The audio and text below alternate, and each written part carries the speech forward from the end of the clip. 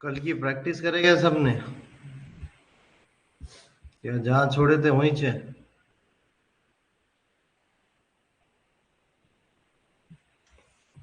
Async await की practice करे क्या? प्रोमिसेस प्रोमिसेस को असिंक अवेट में कन्वर्ट करना।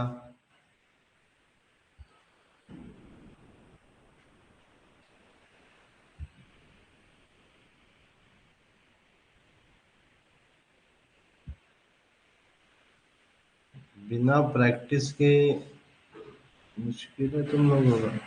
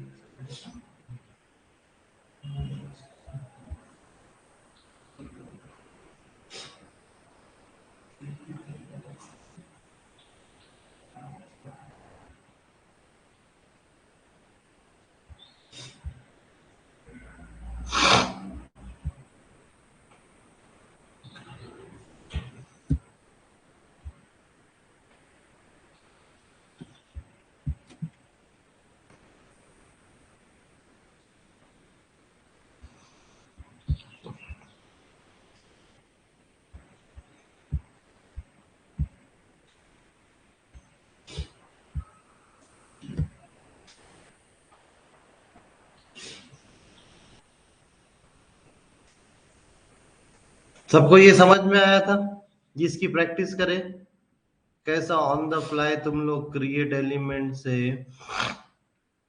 एक इमेज एलिमेंट बना रहे हो, फिर बाद में एक पैराग्राफ एलिमेंट बना रहे हो, वो इमेज एलिमेंट को एक आईडी दे रहे हो, वो इमेज एलिमेंट को थंबनेल दे रहे हो, इमेज एसआरसी दे रहे हो।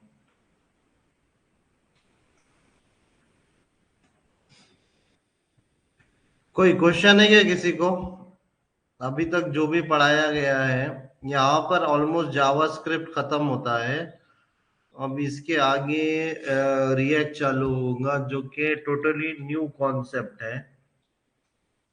किसी को कोई क्वेश्चन? अभी तक जो भी पढ़ाया गया है या कोई भी टॉपिक जो पिछला है जो कि नहीं समझा है, तुम लोगों को रिवाइज करना है या कुछ करना है, उसके ऊपर किसी को कोई क्वेश्चन?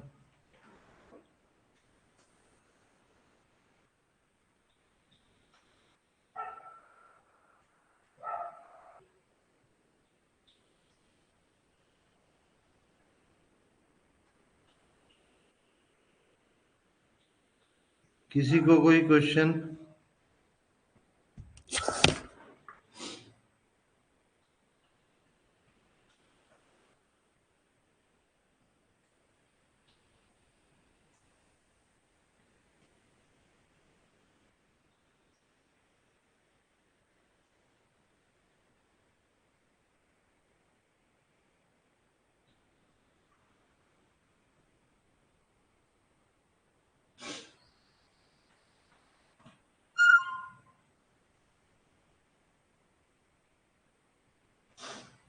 कोई क्वेश्चन नहीं है?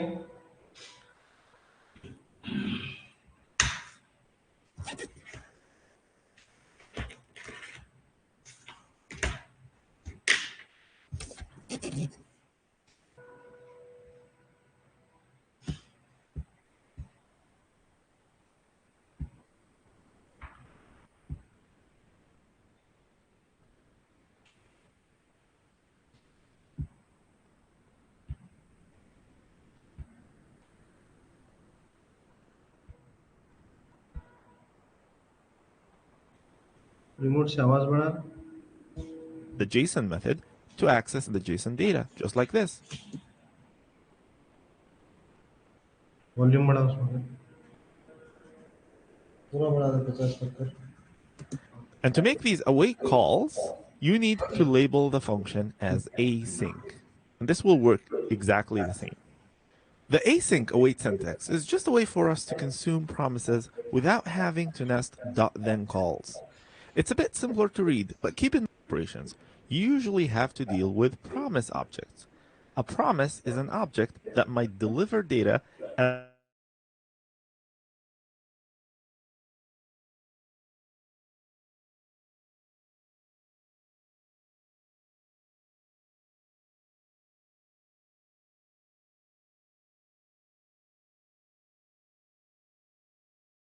consume that promise, we do a .then call on the result of fetch and supply a callback function in here.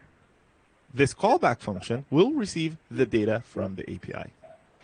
The fetch API has a raw response.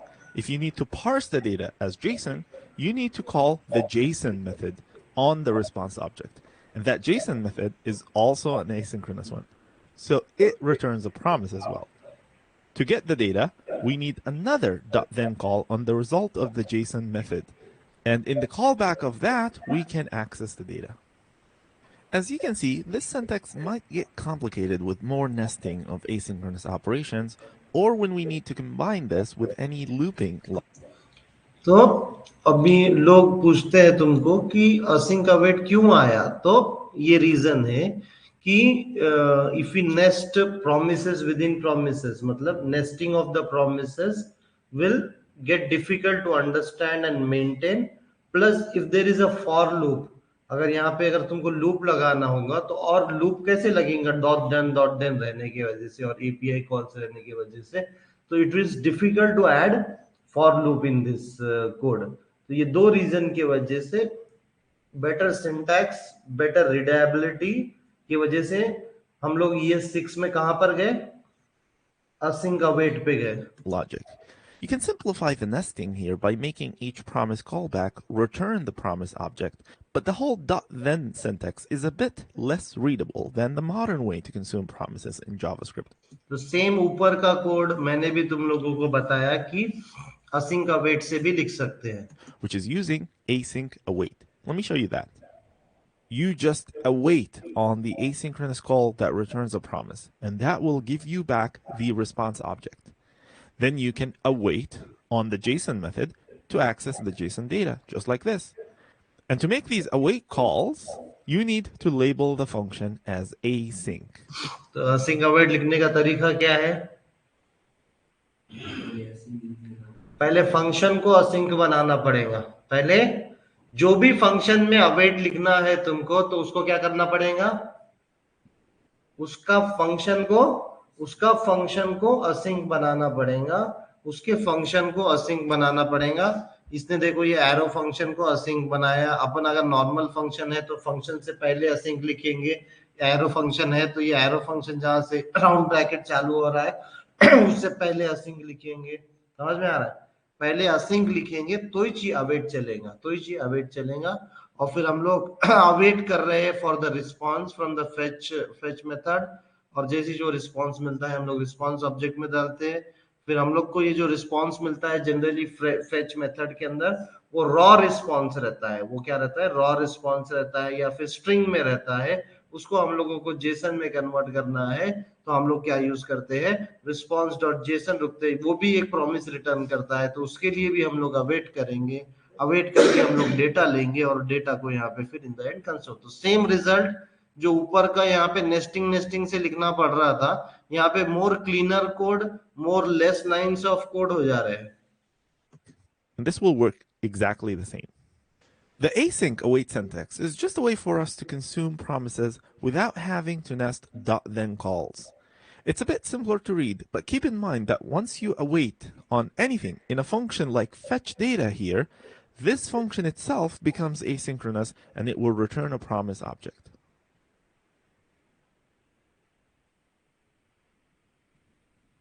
ठीक है, तो ये हो गए मॉडर्न जावास्क्रिप्ट के पूरे कॉन्सेप्ट खत्म। अब यहां से हम लोग यहां से हम लोग क्या बोलते हैं उसको, रिएक्ट चालू करेंगे, ठीक है। तो अब रिएक्ट चालू करने के लिए पहले रिएक्ट का इंट्रोडक्शन तो सबको मालूम है, क्या है, व्हाट इज रिएक्ट। आगे हाँ, फ्रेमवर्क बोलना ही नहीं, नहीं तो इंटरव्यू कैंसिल कर देता तुम्हारा interview. JavaScript is a library, library for building user interface, for building user interface, user interface बनाने के लिए एक लाइब्रेरी है। सर रिएक्ट हाँ, जावास्क्रिप्ट जावास्क्रिप्ट लाइब्रेरी। हाँ लाइब्रेरी है जावास्क्रिप्ट हाँ, react is a JavaScript library for building user interface, UI. UI जो सामने दिखता है तुमको, यूजर इंटरफेस बना, ये आगे भी बोलो ना, खाली लाइब्रेरी बोल के मत छोड़ो। कई की लाइब्रेरी है, किस लिए यूज होती है, एक्सियोस भी एक लाइब्रेरी है, बूटस्ट्रैप भी एक लाइब्रेरी है, और user interface for building user interface, for building components के थ्रू यूजर इंटरफेस बनाने के लिए वो लाइब्रेरी यूज होती है।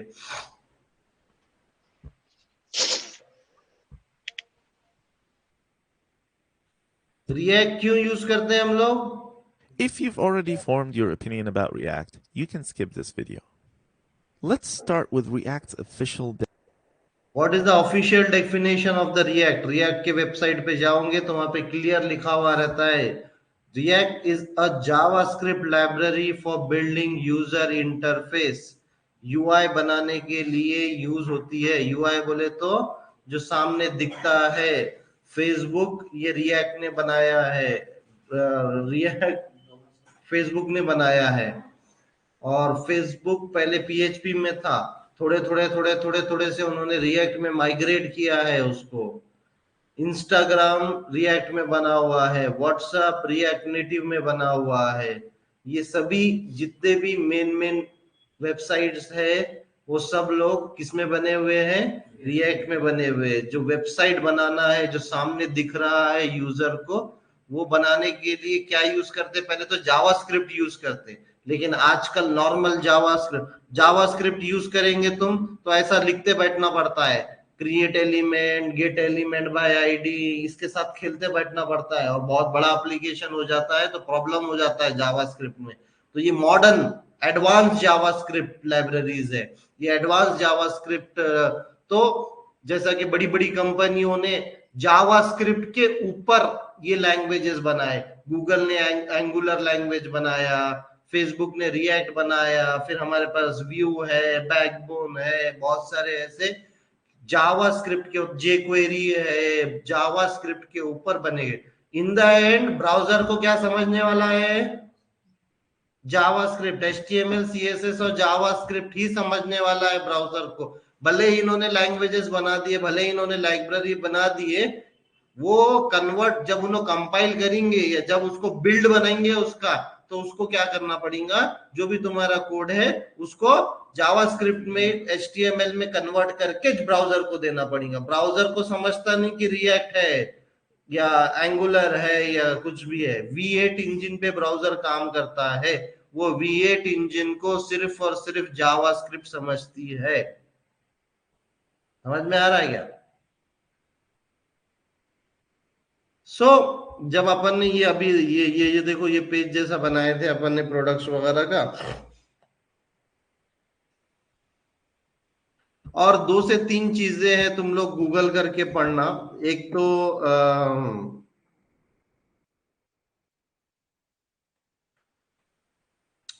तो प्रोमिसेस के अंदर, प्रॉमिस को थोड़ा डिटेल में पढ़ना, उसके स्टेट लाइफ साइकिल क्या रहती, what is the state life cycle of promise. मैं डिटेल में नहीं जाऊंगा अभी।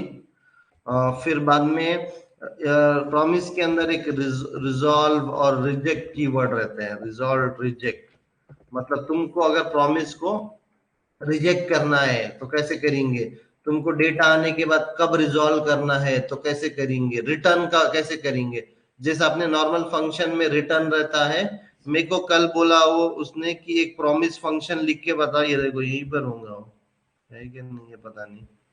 कल एक इंटरव्यू जो दिया मैंने वहां पर, मैं इंटरव्यू तुम लोगों के लिए खाली क्वेश्चन जमा करने के लिए दे रहा हूं।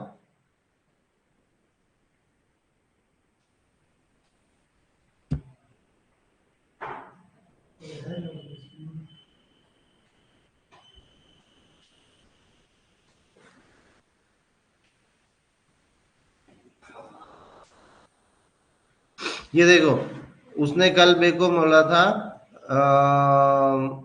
एक फंक्शन लिखो जो सेट टाइम आउट को प्रॉमिस में बदल दे, सेट टाइम आउट फंक्शन को प्रॉमिस में बदल दे। ये कल मुझे क्वेश्चन पूछा था। इवन मेरे को फिबोनेसी का प्रोग्राम लिखने को बोला था उसने, तुम लोगों को बोला था मैंने फिबोनेसी का प्रोग्राम लिख के बताना या लिख के रखना, याद करना। फिबोनेसी का स्टार्स प्रिंट करने का, प्राइम नंबर प्रिंट करने का, ये सब प्रोग्राम अलग अलग तरीके से। और उससे पहले मेरे को ना ये पूछा, ये क्या बोलते हैं अपना, नंबर में से वो निकालो बोला, क्या बोलते हैं अपना, डुप्लीकेट निकालो बोला। तो मैंने वो सेट मेथड से किया, उसने बोला वो सेट मेथड से नहीं, मेरे को कोडिंग से करके बता। तो 3 से 4 मेथड से करके रखना, हर एक प्रोग्राम, हर एक हर एक कोडिंग, हर एक प्रोग्राम 2 से 3 मेथड से तुमको आना चाहिए, सिर्फ एक मेथड से नहीं जमता। हर एक की कॉम्प्लेक्सिटी देखता है आजकल लोग, कॉम्प्लेक्सिटी की, कितना अच्छा कोड लिख रहे हो तुम लोग, कितना अच्छा कोड लिख रहे हो तुम लोग। खैर, तो और मेरे को ये एक पूछा था, बाकी तो टाइम ठीक है। तो तो हाँ, ये असिंक अवेट में तुम लोगों को ऐसा असाइनमेंट, हाउ और how do you cancel a promise, मतलब मैंने HTTP रिक्वेस्ट भेजा, अब उसको कैंसिल कैसे करूंगा। फिर बाद में प्रॉमिस डॉट ऑल क्या रहता है, ये भी पूछा कल मेरे को, प्रॉमिस डॉट ऑल क्या रहता है। डीप में जाने का है तो बहुत सारा डीप में जाता है, तुम लोग ये पढ़ो खुद से, नहीं समझा तो बोलो, इसके ऊपर अलग से लेक्चर लेंगे। एज अ असाइनमेंट तुम लोगों को ये करना है, और एक difference between async and promises, async await and promises, ये इसको रट्टा मारना है। फिर क्वेश्चन फेरी बोले तो ऐसा नॉर्मल टाइम पास डिफरेंस नहीं बोलना, टेक्निकल डिफरेंस बोलना हमेशा। हमेशा इंटरव्यूअर ये नहीं सुनना चाहता है कि मॉडर्न जावास्क्रिप्ट है, खाली लाइन में वो हो रहा, मीन्स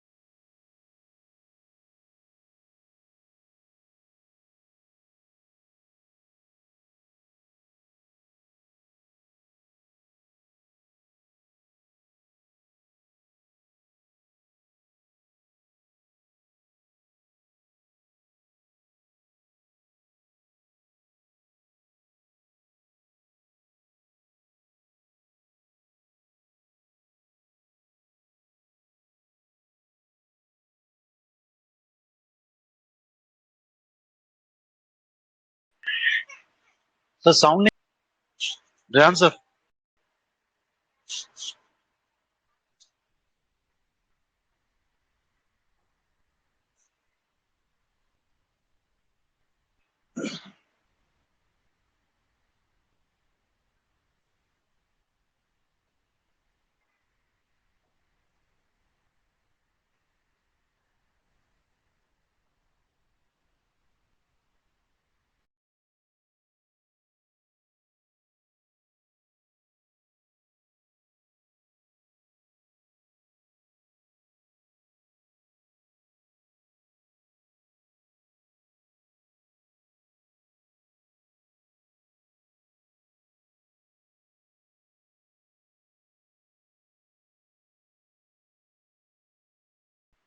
रेहान सर आवाज नहीं आ रहा।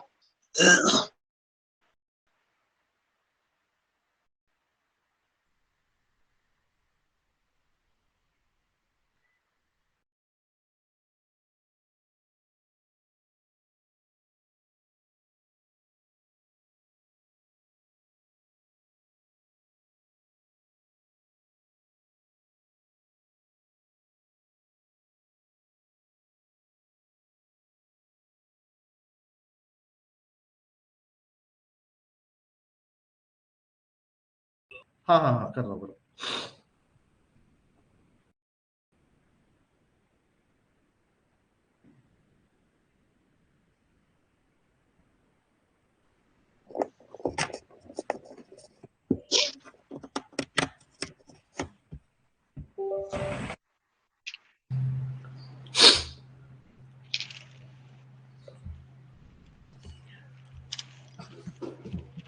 आ रही है आवाज अभी? Yes sir.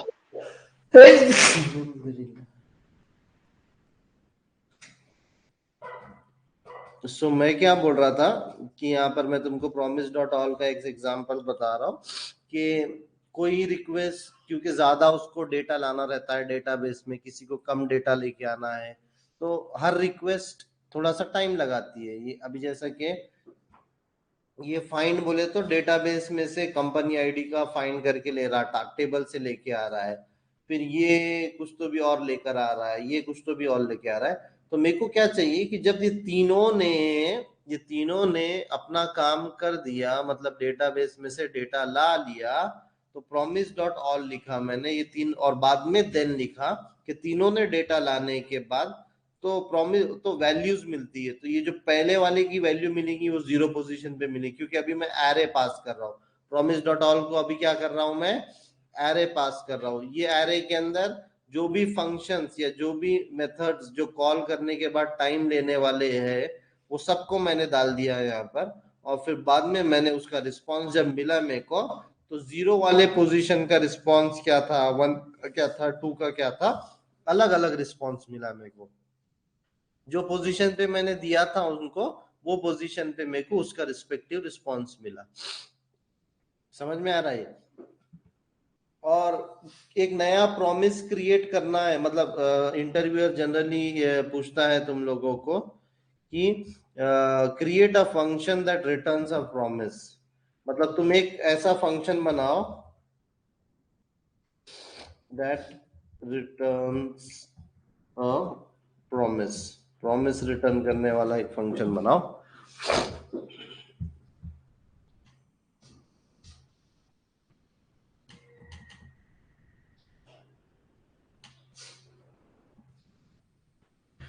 ठीक है, तो ये कैसे बनाएंगे, मतलब जब भी, मतलब एक फंक्शन जो प्रॉमिस रिटर्न करता है, जैसे कि मैं एक फंक्शन बना रहा हूँ, HTML फाइल लेके है यार ये, ठीक है।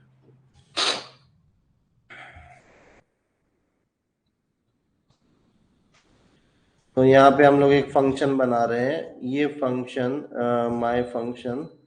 अब ये माय फंक्शन क्या है, ये माय फंक्शन तुम लोग खुद बना रहे हो, ठीक है। ये माय फंक्शन जो तुम लोग बना रहे हो, ये क्या करता है, रिटर्न द प्रॉमिस। तो यहाँ पे रिटर्न और न्यू और प्रॉमिस लिखने का, ठीक है। तो ये क्या कर रहा है फंक्शन अब, हाँ मतलब एक प्रॉमिस रिटर्न कर रहा है। अब जो भी फंक्शन एक प्रॉमिस रिटर्न करता है उसको क्या करना पड़ेगा जब उसको कॉल करेंगे? डॉट देन लिखना पड़ेगा। समझ में आ रहा है क्या? अब अगर मैं ये फंक्शन को कॉल करूंगा माय फंक्शन को, तो माय फंक्शन को अगर कॉल करूंगा constant result is equals to my function को कॉल करूंगा तो मेरे को इसका रिजल्ट मिलेगा क्या? हाँ, नहीं मिलेगा, मेरे को प्रॉमिस मिलेगा। समझ में आ रहा क्या? अगर उसका रिजल्ट चाहिए तो यहाँ पर ना एक रिजॉल्व बोल के वर्ड रहता है, वो क्या करता है तुमको रिजॉल्व और रिजेक्ट, अगर एक प्रॉमिस को रिजॉल्व करना है या रिजेक्ट करना है तो मैं क्या करता हूँ ये प्रॉमिस को अभी के लिए सिंपल तुम्हारे एग्जांपल बनाने के लिए रिजॉल्व कर देता हूँ हेलो वर्ल्ड। तो अगर मैंने ये करा तो अगर मेरे को ये हेलो वर्ल्ड टेक्स्ट चाहिए तो मेरे को क्या करना पड़ेगा? या तो मैं इसको अवेट कर दूं, अवेट करने के बाद मेरे को रिजल्ट मिल जाएगा, लेकिन अवेट के लिए ये फंक्शन को क्या होना, ये फंक्शन असिंक होना। तो या तो ऐसा कर लो ऑटोमेटिकली, अभी रिजल्ट में क्या मिलेगा मेरे को? हेलो वर्ल्ड मिलेगा।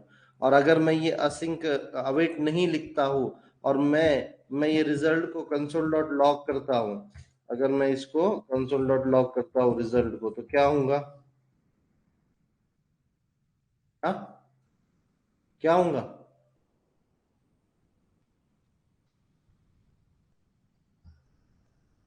उन्हें बोलेगा कि ये प्रॉमिस देगा उन्हें, मेरे को प्रॉमिस फुलफिल्ड बोल के आएगा। अब जब तुम एपीआई कॉल करेंगे यहाँ पे,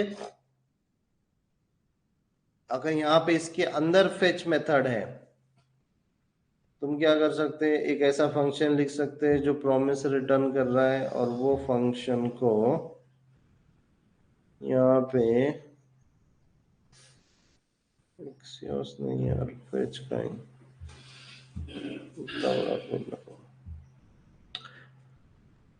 तो इसने क्या रिटर्न किया तुमको?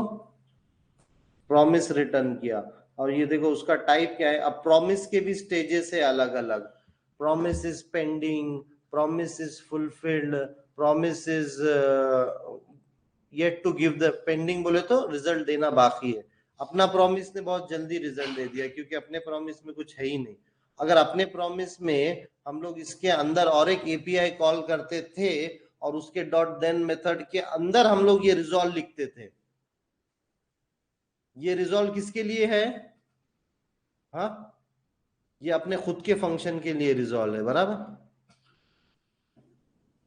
ये हमारे खुद के फंक्शन के लिए रिजॉल्व है। तो अगर मैं यहाँ पे अवेट लिखूंगा तो मुझे अभी रिजल्ट के अंदर, अभी मुझे इस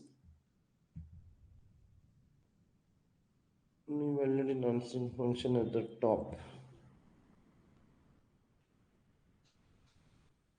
अच्छा, ये अवेट जो है वो कहाँ चलेगा? खाली असिंग फंक्शन में चलेगा।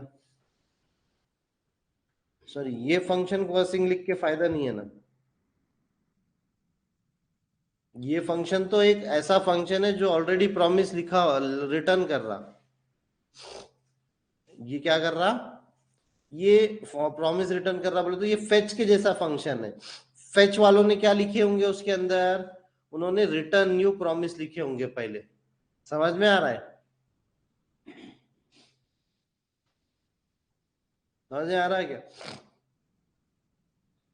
है तो ये जो अवेट है यहाँ पे नहीं चलेगा ये, क्योंकि यहाँ पे ये जावास्क्रिप्ट है तो इसको एक फंक्शन के अंदर हम लोग ने रैप नहीं किया। तो अपन क्या करेंगे, डॉट देन करके यहाँ पे अभी के लिए वो उसको रैप कैसे करना है वो एक अलग कॉन्सेप्ट है, वो अपन देखेंगे। यहाँ पे इसको कहाँ डालना पड़ेगा? तो ये एक सिंपल फंक्शन हो गया जो कि एक प्रॉमिस रिटर्न कर रहा है और वो फंक्शन को मैं जब कॉल कर रहा हूं तो मैं डॉट देन मेथड यूज कर रहा हूं। चीजें कॉम्प्लेक्स होती जाती है, मेरे को अभी कॉम्प्लेक्स करना नहीं है, जब लोग तुम लोग इंटरव्यू दोगे तब तुम लोग इसको कॉम्प्लेक्स कर सकते हो। प्रोमिसेस का एक पूरा अलग ही चैप्टर है उसके। ये जो है ये स्टेट ऑफ द प्रॉमिस है, resolve, reject, sorry, and then we have different stages as well, like promise, pending, fulfilled, rejected भी है शायद, रिजेक्टेड भी है, रिजेक्टेड, ऐसे अलग अलग प्रॉमिस के स्टेटसेस रहते हैं, टाइम टाइम को थोड़े से बदलते हैं। पेंडिंग जब रहता है जब डेटा वो सर्वर से फेच करने को चला गया है, जैसा कि कहाँ करूँ यार मैं कंसर्न, यहाँ पे करते चलो।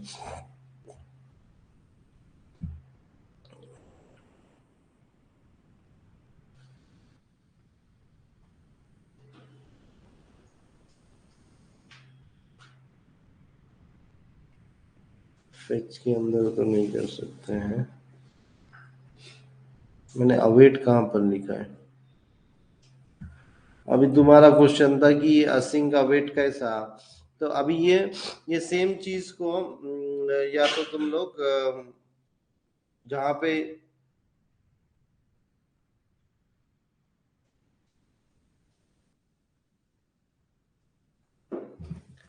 अभी कंसीडर करो कि तुम्हारे कांस्टेंट या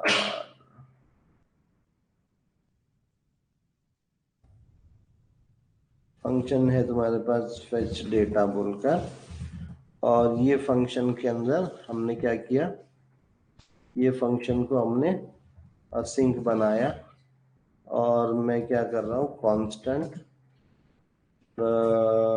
response is equals to fetch, और ये फेच के अंदर हमारा यूआरएल।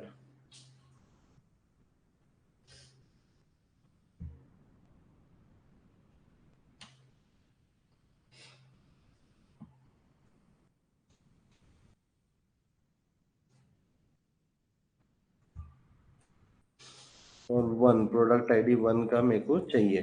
तो अगर मैंने यहाँ पे असिंक नहीं लिखा, समझ लो असिंक नहीं लिखा और लॉग किया मैंने रिस्पॉन्स, अगर मैंने रिस्पॉन्स को लॉग किया,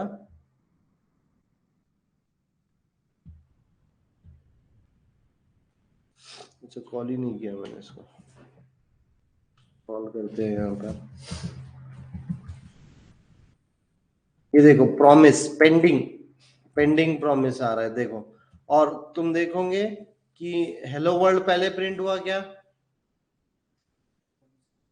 पहले यहाँ पे प्रॉमिस पेंडिंग प्रिंट हुआ, पहले ये फंक्शन कॉल हुआ, उन्होंने प्रॉमिस पेंडिंग, अभी भी प्रॉमिस अब पेंडिंग एंड देन फुलफिल हुई हो, पेंडिंग,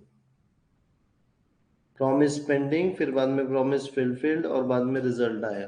तो इसका जो प्रॉमिस का रिजल्ट है वो चेंज होते रहता है जब तक वो डेटा आता नहीं है तब तक। तो अभी क्यों आ रहा है प्रॉमिस पेंडिंग उसका, क्योंकि तुमने रुके नहीं, तुम उसके वास्ते अगर तुमको तुम्हारे कोड को रुकाना है, उन्हें प्रॉमिस रिटर्न करता बोल के छोड़ के चला गया, बाद में थोड़ी देर बाद उसका रिस्पॉन्स आएगा, तो अपने को तुरंत रिस्पॉन्स चाहिए या हम लोग अवेट करना है।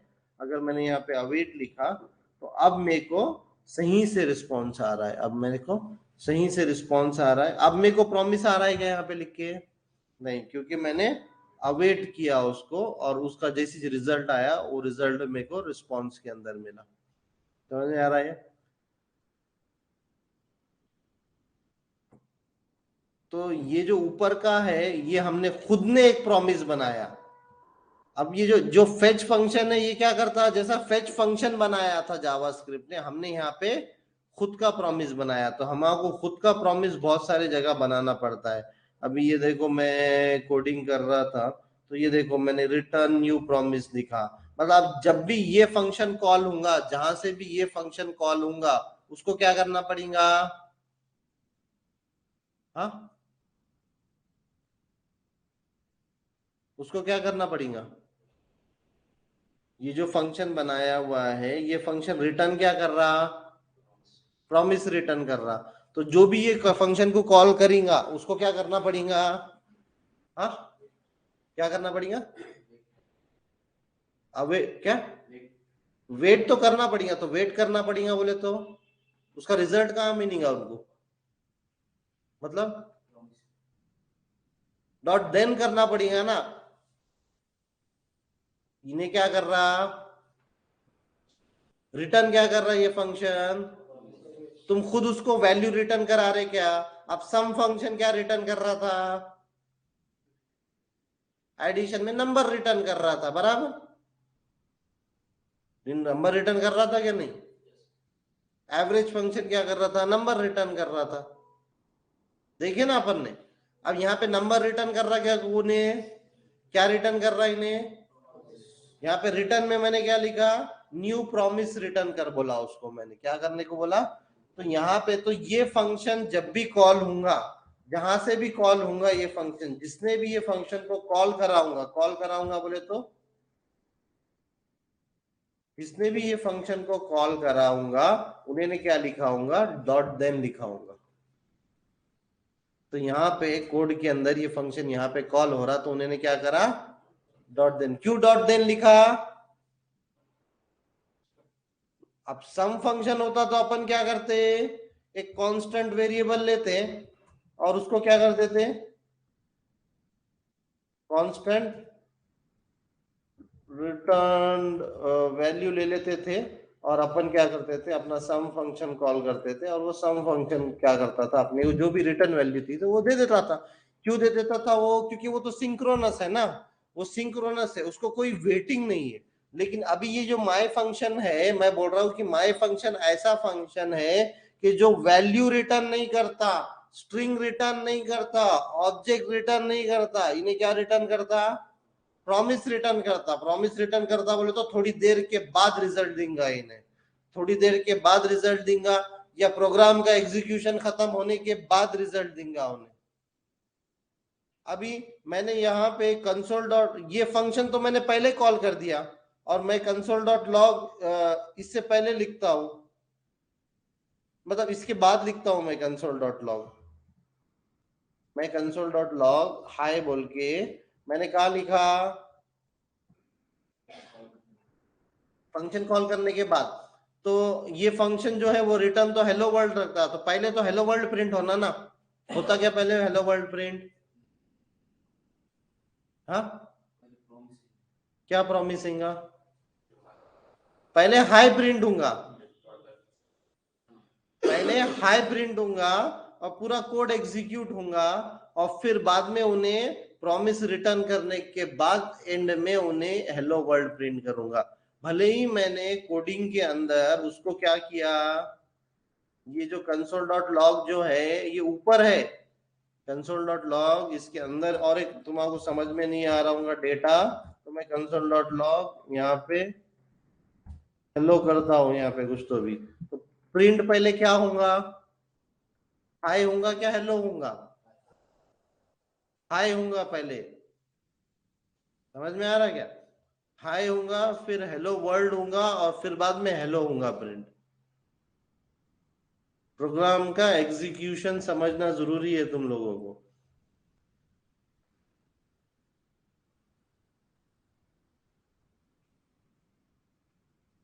और अगर मैंने इसके नीचे, अब तुम बोलोगे तो फेच फंक्शन तो कॉल होना है,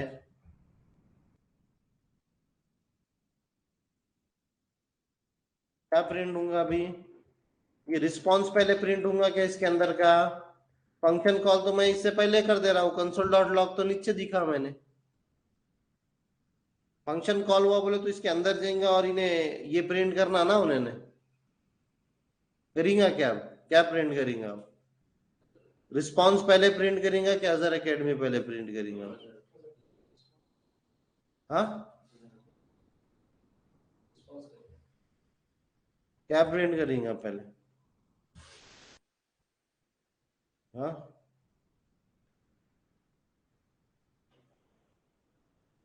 क्या प्रिंट कर रहा हूँ सबसे पहले? क्यों कर रहा?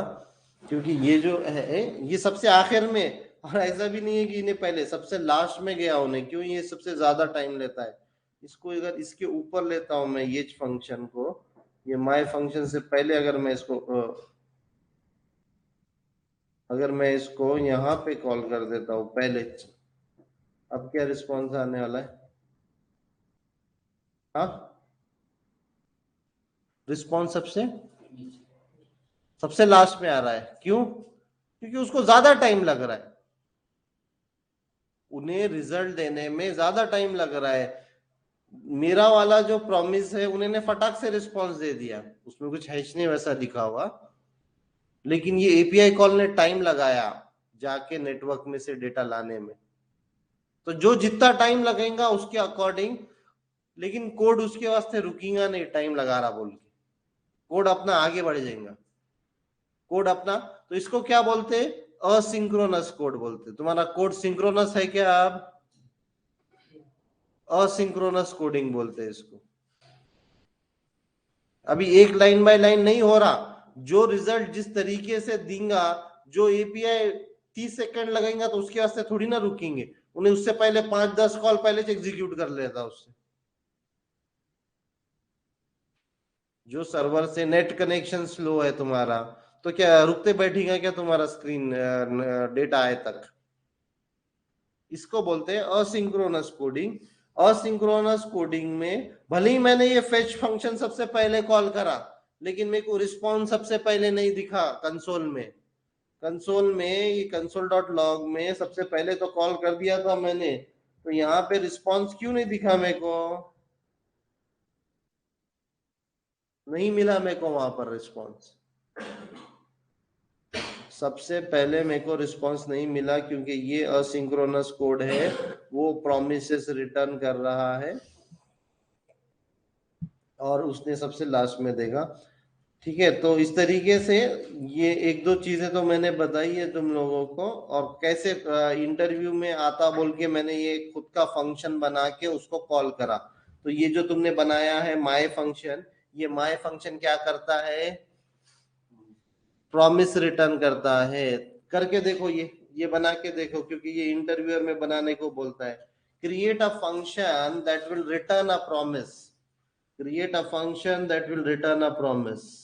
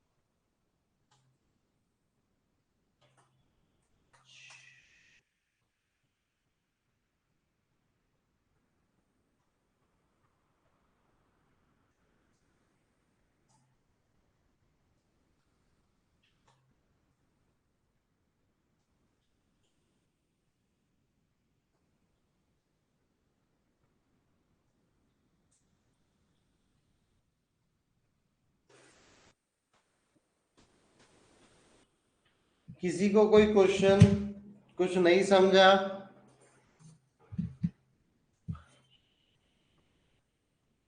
कुछ रिपीट करने का है?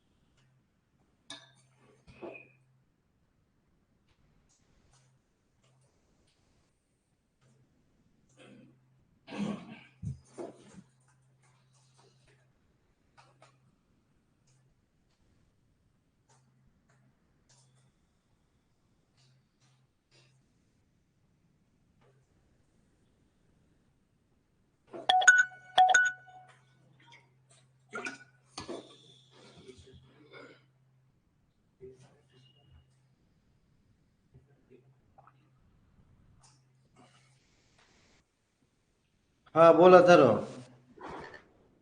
of resolve or reject new पहले पढ़ो topic. तुम लोग रिजॉल्व और रिजेक्ट, वो एज पढ़ा सर, असाइनमेंट पढ़ो, करना नहीं चाहिए. समझ में आया तो फिर बोलो। रिजॉल्व और रिजेक्ट तुम लोग पढ़ो, मैं सिर्फ डेफिनेशन रिजॉल्व बोले तो अब इन्हें कब रिटर्न करेंगे, क्या रिटर्न करेंगे, तो ये जो डेटा में जाने वाली चीज है उसको तुम लोग को रिजॉल्व और रिजेक्ट में डालते हो। तुम रिजेक्ट बोले तो ये प्रॉमिस को तुम लोगों को रिजेक्ट कर देना है, मतलब अगर तुम्हारा कोई एरर आता है या कुछ होता है या तुम लोगों को वो प्रॉमिस को कैंसिल करना है तब हम लोग रिजेक्ट फंक्शन यूज करेंगे। ये प्रॉमिस का ये जो न्यू प्रॉमिस क्रिएट किए हैं इसके स्टेट मेथड्स है ये। और अभी के लिए अपन ने रिजॉल्व यूज किया, रिजॉल्व बोले तो सब ठीक है, ये प्रॉमिस को रिजॉल्व कर दो, मतलब मैं घर पे बोल रहा हूं, मैं प्रॉमिस करता हूं कि मैं जाकर सामान लेकर आऊंगा, लेकिन अभी थोड़ी ना दे सकता हूं मैं तुमको सामान, तो उन्हें जाएगा और लेके जब आएगा तब उन्हें वो सामान दे देगा, तो दे देने वाला दे देगा बोले तो रिटर्न कर देगा, जब रिटर्न कर देगा दे देगा तो ये डेटा के अंदर जो आएगा वो रिजॉल्व में से आएगा तुमको, तो दे देगा तो तुम लोग ये प्रॉमिस खत्म हो गया, मतलब प्रॉमिस फुलफिल्ड हो चुका है तुम्हारा यहाँ पर। अगर रिस्पॉन्स में रिजल्ट दे दिया तो प्रॉमिस जो तुमने करे थे उसको तुमने फुलफिल कर दिया। जब तक तुम्हारा टाइम लग रहा है वो प्रॉमिस का रिजल्ट आने के लिए तब तक तुम्हारा प्रॉमिस का स्टेटस क्या है, पेंडिंग है। जैसे तुमने रिजल्ट दे दिए उसको, तो रिजॉल्व कीवर्ड से दे दिए तो तुम्हारा प्रॉमिस क्या हो गया, फुलफिल्ड हो गया। किसी रीजन के वजह से तुमने प्रॉमिस किया और तुम दे नहीं पाए, या कुछ रीजन के वजह से तुम्हारा ये ब्लॉक ऑफ कोड के अंदर कुछ एरर आ जाता है एपीआई कॉल के अंदर, तो तुम रिस्पॉन्स दे पाएंगे क्या अगर एरर आ गया नेटवर्क में, तो नहीं दे पाएंगे, तो तुमको वो चीज को क्या करना पड़ेगा, रिजेक्ट करना पड़ेगा। रिजेक्ट करेंगे तो तुमको यहाँ पे रिजेक्टेड प्रॉमिस और वो डेटा रिजेक्शन में मिलेगा या एरर में मिलेगा। तो अगर तुमको रिजेक्ट में जो चाहिए वो चाहिए तो एक और कॉन्सेप्ट है, डॉट देन के बाद तुमको यहाँ पे डॉट कैच लिखना पड़ता है, इसको एरर हैंडलिंग भी बोलते हैं, इसको एरर हैंडलिंग भी बोलते हैं। इतना डिटेल में हमको जाने की जरूरत नहीं है, लेकिन ये तुम खुद को पढ़ना है तुम लोगों को।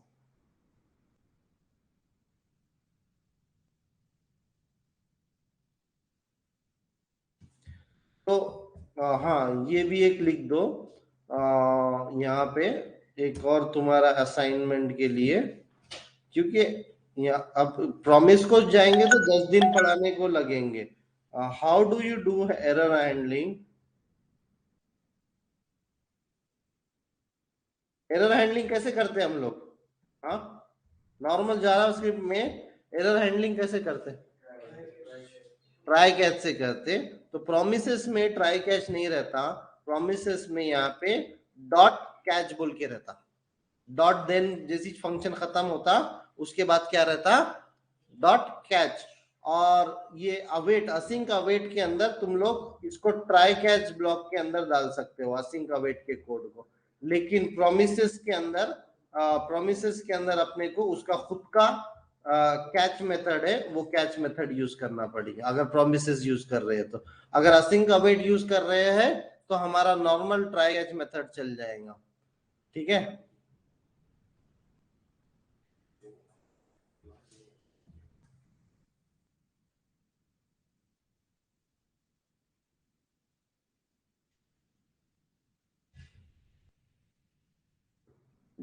ये सभी इंटरव्यू क्वेश्चंस है।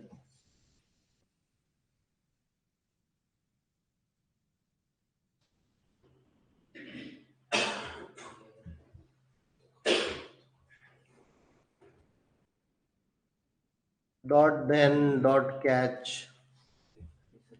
और different stages of promises, like promise pending, is promise fulfilled, is promise rejected। पहले तुम लोग इसको करो और बाद में नहीं समझ में आया तो बोलो, तुम्हारे तरफ से क्वेश्चंस आना। अब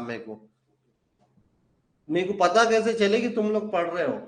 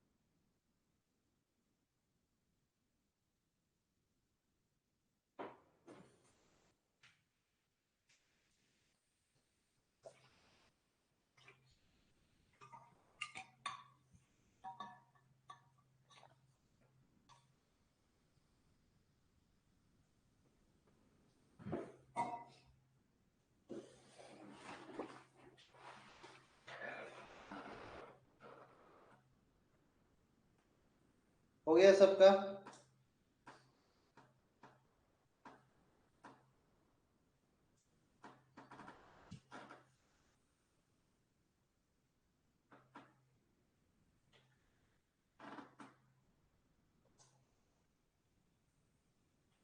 कोई भी आईटी के अंदर खासकर तुम लोग सब कुछ नहीं पढ़ा सकते हो, और डिटेल में जाएंगे तो और डिटेल कॉन्सेप्ट रहेंगे।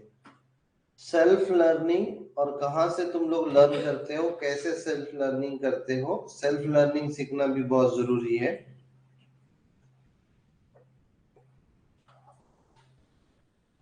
मैं बता दिया है तुम लोगों को ये सब क्वेश्चन के आंसर्स प्लस प्रोग्राम्स, इसके एग्जांपल्स, हर एक के एग्जांपल के साथ मेरे को डेफिनेशंस और इसके आंसर्स चाहिए। और दो दो बार लिखो, एक बार देख के लिखो, एक बार बिना देख के लिखो।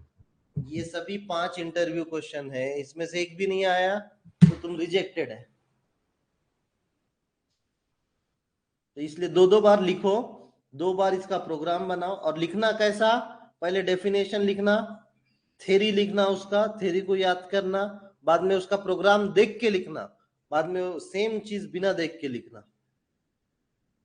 2 बार देख के लिखो, एक बार बिना देख के लिखो। सिलेक्शन करवाना है तो ये तो करना च पड़ेगा।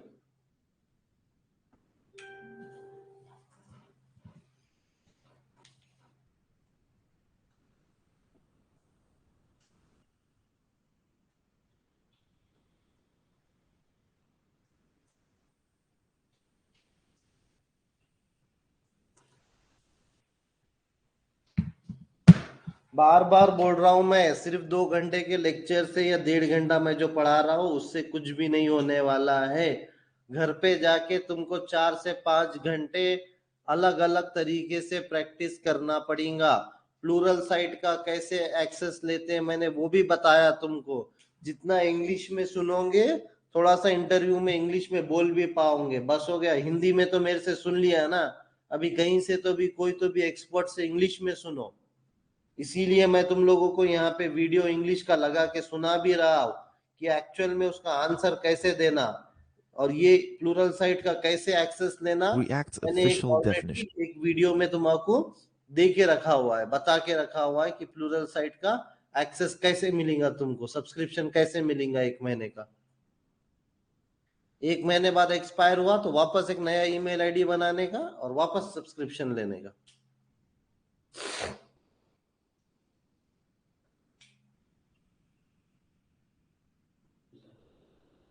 हो गया सबका प्रैक्टिस करना?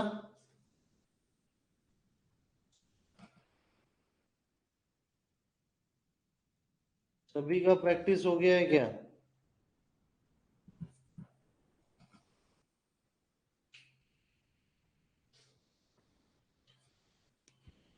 तुम लोग सब ज्वाइन भी हुए थे तब भी मैं बोला था कि तुम लोगों को खुद प्रैक्टिस करना पड़ेगा।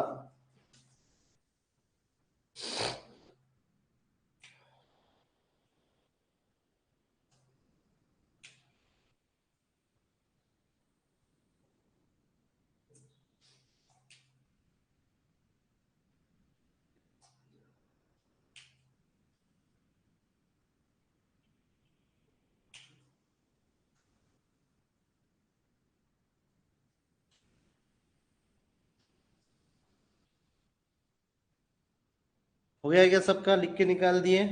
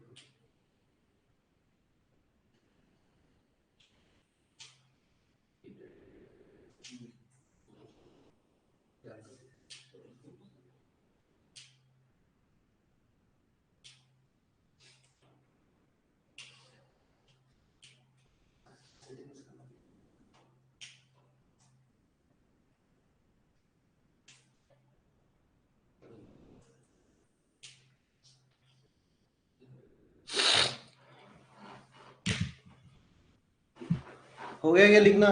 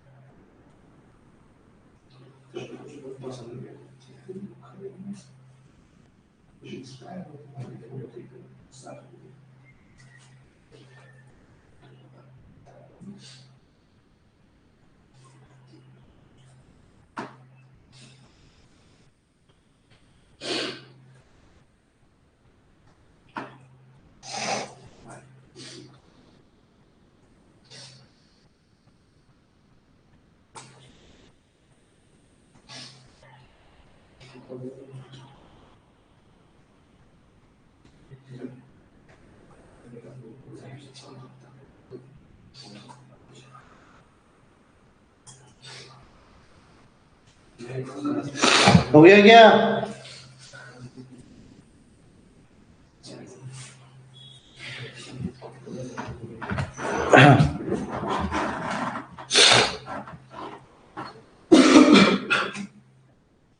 सबने ट्राई कर लिया?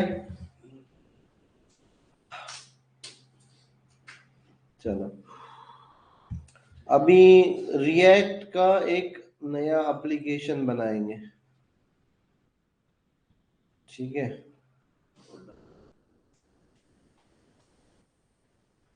रिएक्ट को का एक एप्लीकेशन सेटअप करने के लिए, देखो यहाँ पे कोई भी एप्लीकेशन सेटअप करने के लिए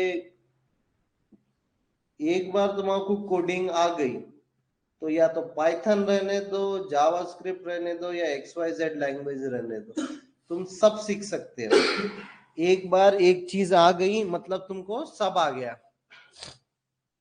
जावास्क्रिप्ट आ गया बोले तो नोड आ गया, नोड आ गया बोले तो डॉटनेट आ गया, डॉटनेट आ गया बोले तो जावा आ गया, जावा पाइथन सब आ जाता, खाली सिंटैक्स चेंज होता। आज मैं फॉर लूप इसके अंदर ऐसा लिख रहा हूं, या फिर मैं फंक्शन ऐसा बना रहा हूं, सेम डॉटनेट में भी ऐसी फंक्शन बनाने का है, सेम पाइथन में भी ऐसी फंक्शन बनाने का है, सेम नोड जेएस में भी ऐसी फंक्शन बनाने का है, सी में भी ऐसी फंक्शन बनाने का है, C++ में भी ऐसी फंक्शन बनाने का है। तो एक फंक्शन का कॉन्सेप्ट आ गया तुमको तो सब जगह सेम है। फॉर लूप, फॉर लूप यहाँ पे ऐसा है, फॉर लूप यहाँ पे ऐसा है, डॉटनेट में भी ऐसा है, नोड जेएस में तो बिल्कुल ऐसा है, कुछ भी डिफरेंस नहीं है। पाइथन में खाली थोड़ा सा डिफरेंस है, ये करली ब्रैकेट, ये राउंड ब्रैकेट नहीं रहते उसमें, टैबिंग रहते उसमें, खाली सिंटैक्स का डिफरेंस रहता। फॉर लूप का कॉन्सेप्ट चेंज होने वाला है क्या? फॉर लूप में इनिशियलाइजेशन रहने वाला है, कंडीशन रहने वाली है, इंक्रीमेंट रहने वाला है, उन्हें गोल गोल घूमने वाला है।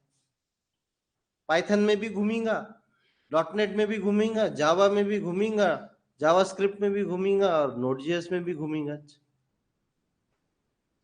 एक बार कॉन्सेप्ट और एक प्रोग्रामिंग लैंग्वेज किसी को भी अच्छे से आ गई, उन्हें बोल सकता है कि मैं कोई भी प्रोग्रामिंग लैंग्वेज में कोडिंग कर सकता हूं।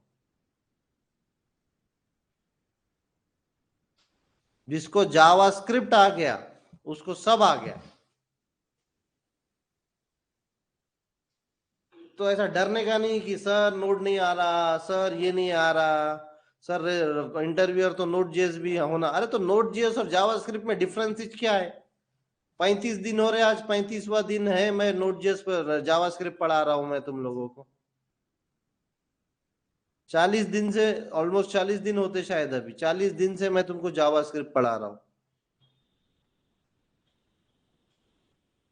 नोड में कुछ भी डिफरेंस नहीं है,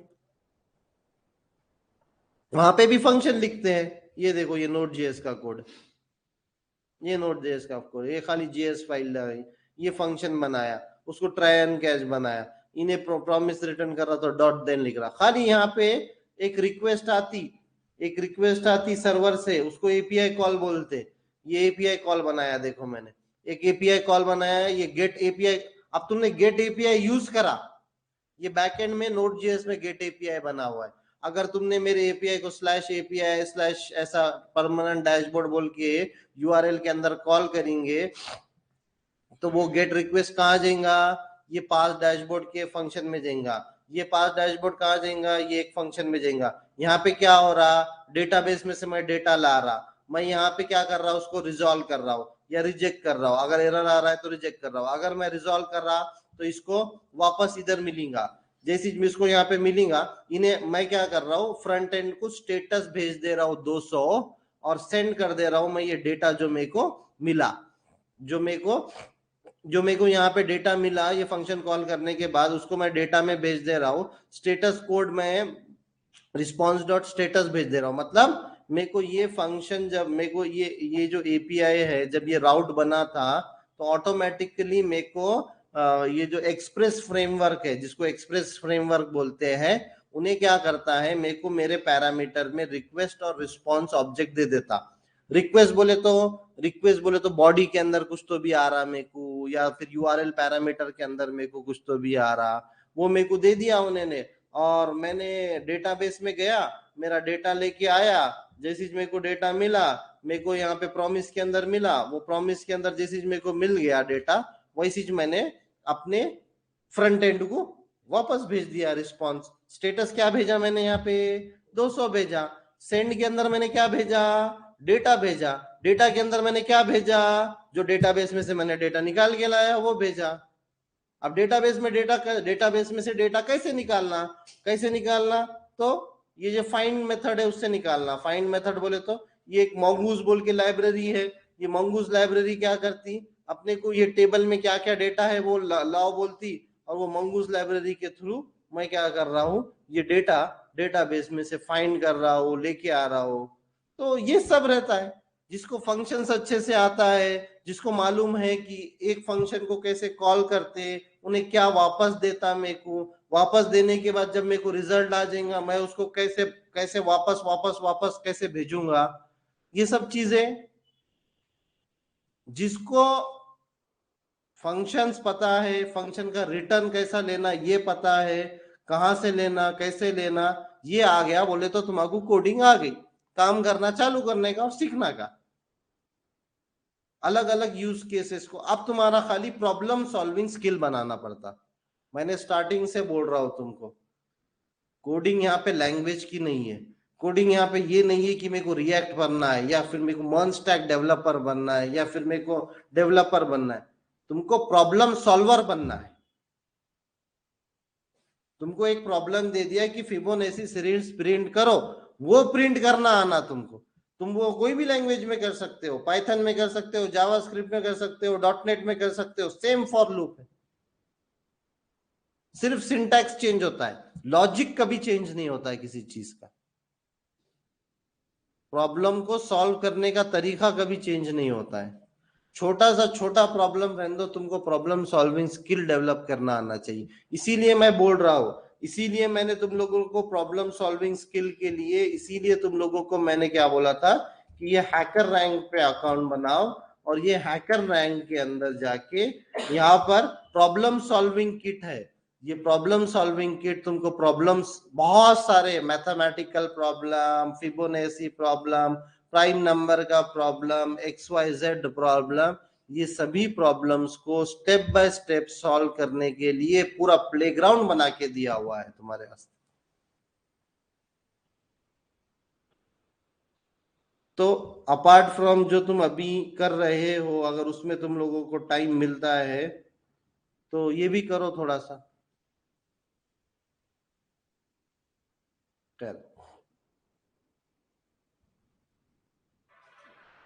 हाँ, किसी को कोई क्वेश्चन? हाँ बोल सलमान,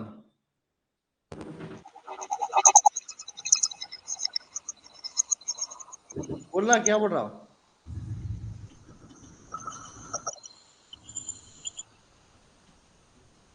हेलो, हाँ हेलो। हाँ बोलना। हाँ सर, वो गलती तो पहले वो क्या एक्चुअली में वो पूछ रहा था कि प्रॉमिस जो आसिंग अवेट का डिफरेंस है वो एक्सप्लेन कैसे करें? वो ऑनलाइन नहीं आ रहा।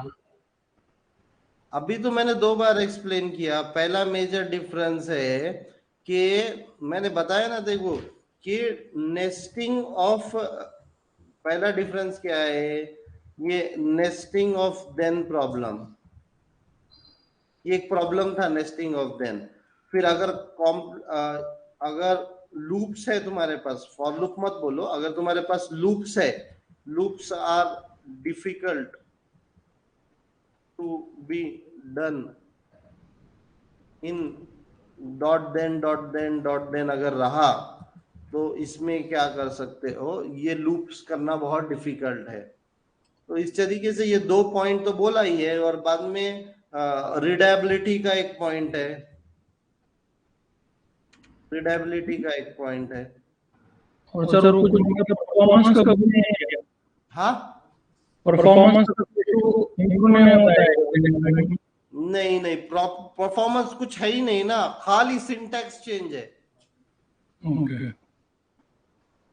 परफॉर्मेंस के ऊपर कोई इम्पैक्ट नहीं रहता है। असिंक अवेट लिखो या प्रॉमिस लिखो, तुम लोगों को बहुत मतलब कोई डिफरेंस आएंगे ही नहीं परफॉर्मेंस में। वैसा कोई परफॉर्मेंस के बारे में उसके उसके रिगार्डिंग पूछता नहीं है।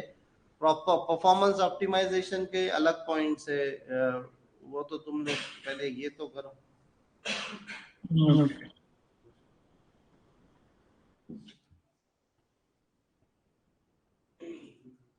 और किसी को कोई क्वेश्चन? अब्दुल मुकीद तेरा हो गया है क्या? असिंक अवेट 2 से 3 बार बताया मैंने। और अगर ये प्रॉमिस होता था तो इसको कैसे लिखते थे? यहाँ पे डॉट देन लिखते थे और फिर बाद में ऐसा लिखते थे। प्रॉमिस को अपन ने क्या किया? असिंक अवेट के अंदर कन्वर्ट किया। अब ये रिस्पॉन्स जेसन के अंदर भी रिस्पॉन्स नहीं आया। जनरली जो अवेट है वो अवेट क्या करता है? रॉ डेटा रिटर्न करता है। तो अगर मेरे को जेसन डेटा चाहिए, जेसन डेटा चाहिए अगर मेरे को, वापस एक अवेट लिखना पड़ेगा और रिस्पॉन्स डॉट जेसन लिखना पड़ेगा। तो एक्चुअल का डेटा मिलेगा मेरे को यहाँ पे।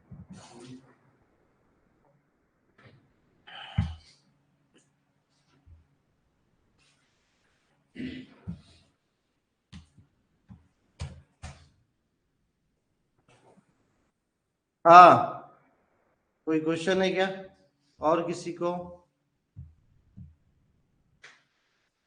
तो कोई भी लैंग्वेज के पास आ गया, मैं इसीलिए तुमको समझा रहा था कि उसके डॉक्यूमेंटेशन में जाने का। हर लैंग्वेज की अपनी डॉक्यूमेंटेशन रहती। वहां पे गेट स्टार्टेड बोल के बटन रहता और वहां पे डॉक्यूमेंटेशन ये डॉग्स बोल के बटन रहता है। हर एक लैंग्वेज का अपना अपना डॉक्स रहता है। वो डॉक्स पे जो भी डेवलपर ने वो लाइब्रेरी बनाई या जो भी डेवलपर ने उसका काम किया, उसका पूरा डॉक्यूमेंटेशन करके रखा। डॉक्यूमेंटेशन करके रखा बोले तो ये लाइब्रेरी के अंदर कौन से मेथड यूज होते हैं, वो मेथड्स कौन से पैरामीटर लेते हैं, कौन सा रिटर्न देते हैं, उन्हें कुछ एग्जाम्पल भी देता है तुम लोगों को। ऐसे हजारों लाखों लाइब्रेरीज है जो हर लाइब्रेरी का अपना अपना डॉक्यूमेंटेशन बना हुआ है। तुम रिएक्ट में जाओगे तो रिएक्ट का डॉक्यूमेंटेशन है, नोड का देखना है तो नोड जेएस का डॉक्यूमेंटेशन है।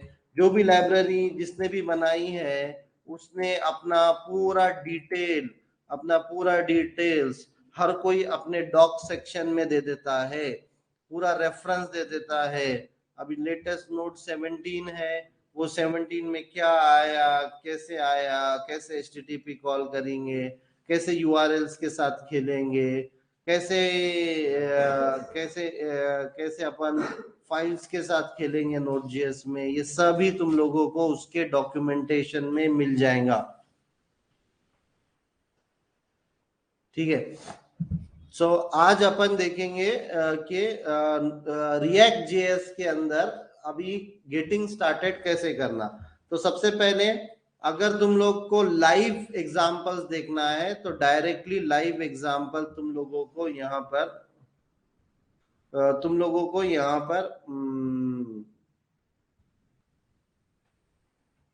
अलग अलग ऑनलाइन प्लेग्राउंड है। जैसा कि W3 स्कूल अपन कर रहे थे, वो भी क्या था, एक प्लेग्राउंड था। वहां पे अपन डायरेक्टली अपना जावास्क्रिप्ट का कोड रन कर देते थे, रन बटन दबा के। तो रिएक्ट के वास्ते कोड पेन, कोड सैंडबॉक्स, स्टैकबिस, ये 3 ऐसे वेबसाइट है जो कि तुम लोगों को रिएक्ट का कोड लिखने में हेल्प करते हैं। मेजरली कोड सैंडबॉक्स यूज होता है। अभी देखो ये कोड सैंडबॉक्स में ऑटोमेटिकली ये रिएक्ट का प्रोजेक्ट बन चुका है। रिएक्ट के प्रोजेक्ट के through hello sandbox start editing to see the magic happening. तो यहाँ पे अगर मैंने कुछ भी टाइप किया तो ऑटोमेटिकली यहाँ पे टाइप हो गया। मतलब मैंने मेरा ये वाला HTML चेंज किया, ये वाला HTML अगर मैंने चेंज किया तो ऑटोमेटिकली मेरे पेज पे मेरे चेंजेस दिख रहे हैं। तो ये क्या हो गया, अगर इंटरव्यूअर बोलता है कि कोई भी ऑनलाइन एडिटर ओपन करो तो या तो stackbliss.com ये ऑनलाइन एडिटर ओपन करना। ये VS कोड की जैसी दिखता है, ये एडिटर कैसा है, VS कोड के जैसी दिखता है। यहाँ पर भी तुम कुछ भी चेंज करोगे ऑटोमेटिकली यहाँ पे रिफ्लेक्ट होगा। जैसा कि अपन लाइव सर्वर करते हैं तो अभी इसका सेटअप, तो ये तो हो गया ऑनलाइन सेटअप, ये तो हो गया ऑनलाइन सेटअप। तुम्हारे लोकल पे कैसा सेटअप करना, तो चलो अभी आज अपन एटलीस्ट इतना करके जाएंगे कि सब लोग पहला रिएक्ट का एप्लीकेशन बनाएंगे with the help of command line tool और अपने VS कोड के थ्रू। तो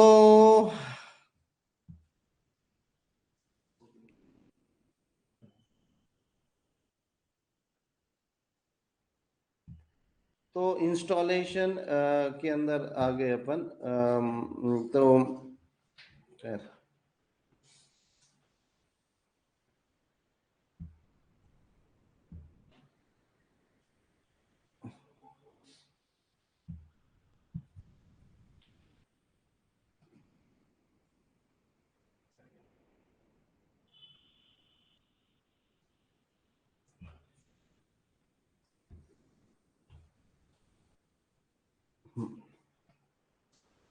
तो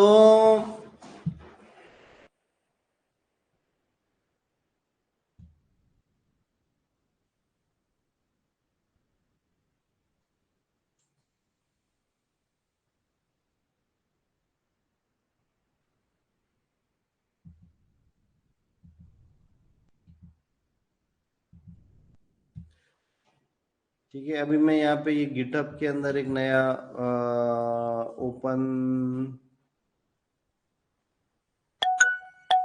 ओपन इन टर्मिनल।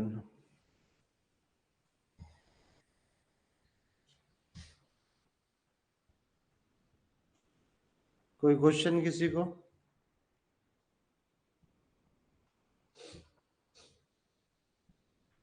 हम लोग पहले तो मैं अपने डायरेक्टरी में गया जहाँ पे मेरे को नया प्रोजेक्ट बनाना है। मेरे को यहाँ पे ये गिटहब फोल्डर के अंदर मेरे को एक नया प्रोजेक्ट बनाना है। एक नया रिएक्ट का प्रोजेक्ट आया है मेरे को, और एक वो नया रिएक्ट का प्रोजेक्ट मेरे को स्क्रैच से बनाना है। स्क्रैच से बनाना बोले तो क्या? स्क्रैच बोले तो जैसा अपन स्क्रैच कहाँ से आया? स्क्रैच अपनी प्रोग्रामिंग लैंग्वेज से आया। स्क्रैच प्रोग्रामिंग लैंग्वेज पढ़े अपन ने सबने, बराबर, जो कि drag and drop programming language थी, बिल्ली के साथ खेले। तो वो क्या है? Scratch programming. कोई भी डेवलपर जब भी अपना करियर स्टार्ट करता है वो स्क्रैच प्रोग्रामिंग लैंग्वेज से करता है। तो स्क्रैच प्रोग्रामिंग बोले तो स्टार्टिंग से सीख रहे हो तुम लोग, स्टार्टिंग से सीख रहे हो, तो उसी वजह से उसी के नाम पे ये स्क्रैच आया। तो स्क्रैच से डेवलपमेंट करना बोले तो स्टार्टिंग से, प्रोजेक्ट के स्टार्टिंग से, फोल्डर का स्ट्रक्चर से लेके पूरा वेबसाइट तुमने स्क्रैच से बनाया, मतलब स्टार्टिंग से लेके एंड तक बनाया, या स्टार्ट से बनाया, बीच में नहीं आए। अभी क्या रहते हैं जैसे कि facebook.com, ये ऑलरेडी बनी है, कल को तुम फेसबुक में चलेंगे तो ऑलरेडी वेबसाइट पे काम करेंगे, स्क्रैच से करेंगे क्या?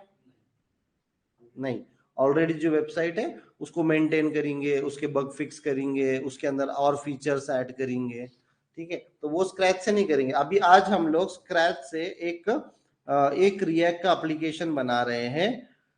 तो यहाँ पे ऐसा डायरेक्टली एक .html फाइल बना दो या फिर .js फाइल बना दो और उसको नोड के थ्रू रन कर दो, ऐसा नहीं रहता है। ये रिएक्ट का प्रोजेक्ट पूरा सिस्टमैटिक रहता है। मतलब एक टूल है जिसका नाम है क्रिएट रिएक्ट एक्ट। तो npx लिखने का, npx बोले तो नोड पैकेज मैनेजर के जैसा एक टूल है, जो कि ये अपने को इंटरनेट पे से टेम्पलेट डाउनलोड करने के लिए हेल्प करता है। टेम्पलेट, रिएक्ट का टेम्पलेट क्लोन करने के लिए हेल्प करता है। कमांड लाइन टूल है ये। क्या है? Command line tool. Command line tool बोले तो ब्लैक स्क्रीन पे चलता है। कमांड लाइन टूल बोले तो CLI, command line interface. Command line tool, command line interface बोले तो CLI, मतलब कमांड के थ्रू चलता है। तो npx लिखने का, और एक पैकेज है create dash react dash app, npx create react app. और तुम्हारा एप्लीकेशन का नाम, क्या नाम देना है तुम्हारे एप्लीकेशन का? माय फर्स्ट रिएक्ट ऐप, ये नाम दिया मैंने, ठीक है। ये इतना लिखकर एंटर मारो। हेलो,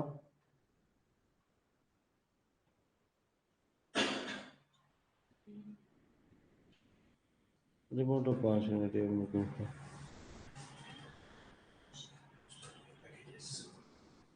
नो सॉरी, हाँ, नाम जो है ना अभी अच्छा हुआ कि ये स्टैंडर्डाइज हो गए हैं। मतलब सब जैसा नॉर्मल फाइल का नाम लिखते, फोल्डर का नाम लिखते, वो स्टाइल में लिखना है। माय फर्स्ट ऐप, मतलब डैश के थ्रू, ऐसा कैमल केसिंग में नहीं लिखना है, ठीक है। करो सब लोग ये फायर कमांड करो, चलो। तो इन्हें ने अपना मेरे वास्ते एक रिएक्ट का एप्लीकेशन और रिएक्ट के लाइब्रेरीज को डाउनलोड करना चालू कर दिया। एक रिएक्ट के एप्लीकेशन को क्या लगता है, रिएक्ट की लाइब्रेरी रखती। रिएक्ट की लाइब्रेरी बोले तो ये देखो, React installing React, React DOM, React script, ये 3 लाइब्रेरी का मिक्सर बोले तो रिएक्ट का एप्लीकेशन चालू हो जाता है। तो उन्हें क्या कर रहा, रिएक्ट की लाइब्रेरी डाउनलोड कर रहा, उसका एक प्रोजेक्ट बना रहा, वो लाइब्रेरी को सेटअप कर रहा नोड पैकेज मैनेजर के थ्रू, और इंस्टॉल करके मेरे वास्ते एक टेम्पलेट रेडी कर रहा है, जिसको अगर मैं रन करूंगा तो मेरा एक वेबसाइट रन होना चालू हो जाएंगी।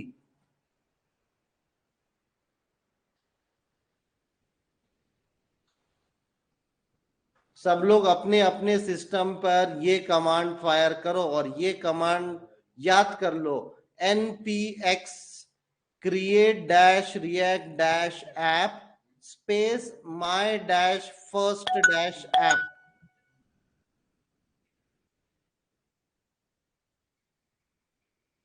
हाँ बोलो भजन। हेलो। हाँ हेलो सर। हाँ तो सर ये गिट बैश करना है? कहीं पे भी करो, गिट बैश कमांड प्रॉम्प्ट पे करो, गिट बैश पे करो, या VS कोड में करो, या फिर कमांड लाइन पे करो, CMD पे करो, कहीं पर भी करो, ये कमांड फायर करो। खाली तुम्हारे फोल्डर के लोकेशन पे जाओ, खाली तुमको जहां ये फोल्डर बनाना है या तुमको जहां पर भी ये प्रोजेक्ट बनाना है वो लोकेशन पे जाओ और ये कमांड फायर करो। या तुम रिएक्ट का खुद का एक फोल्डर बना लो कहीं पर भी, और वो फोल्डर के अंदर जाओ और वो फोल्डर के अंदर कमांड प्रॉम्प्ट ओपन करो, वो लोकेशन के ऊपर कमांड प्रॉम्प्ट ओपन करो और कमांड लाइन से ये फायर करो। VS कोड के टर्मिनल में भी कर सकते हो तुम, ये VS कोड का टर्मिनल है, या फिर गिट बैश में भी कर सकते हो तुम, पावर शेल में भी यूज कर सकते हो तुम, या नॉर्मल CMD ब्लैक विंडो में भी कर सकते हो। शायद मैंने पावर शेल में किया हो। जहां पे भी कर रहे हो बस उस फोल्डर के लोकेशन पे जाओ जहां तुमको प्रोजेक्ट बनाना है। तुम बस उस फोल्डर के अंदर जाओ जहां पे तुमको, जैसे कि मेरा C: में LS के लिस्ट, मेरा CD अजर के अंदर है, अजर के अंदर अजर एकेडमी के अंदर मेरा है, मेरा फोल्डर है।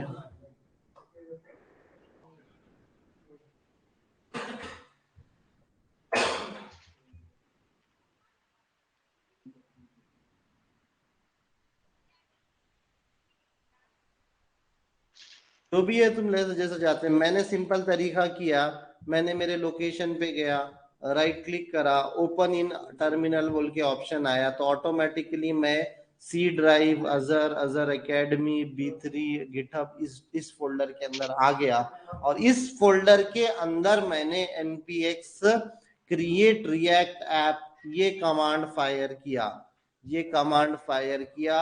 इससे मेरे को उसने देखो, उसने ऑटोमेटिकली मेरे लिए रिएक्ट लाइब्रेरी, ये एक कमांड लाइन टूल है जो कि मेरा हेल्प कर रहा है एक एप्लीकेशन बनाने के लिए, creating a new react app in C drive, अजर, अजर academy, B3 folder, GitHub folder, और उन्होंने जो प्रोजेक्ट का नाम दिया मेरा प्रोजेक्ट के नाम से उन्होंने एक फोल्डर बना दिया, प्रोजेक्ट के नाम से, मेरे प्रोजेक्ट के नाम से उसने एक फोल्डर बना दिया, और उसने फिर मेरे लिए मेरे पूरे पैकेजेस इंस्टॉल कर दिया, मेरे लिए React package, React DOM package, और जो भी उसको लग रहा है उसने गिटहब को क्लोन किया, टेम्पलेट को क्लोन किया, उसने पैकेजेस इंस्टॉल करे मेरे लिए बहुत सारे।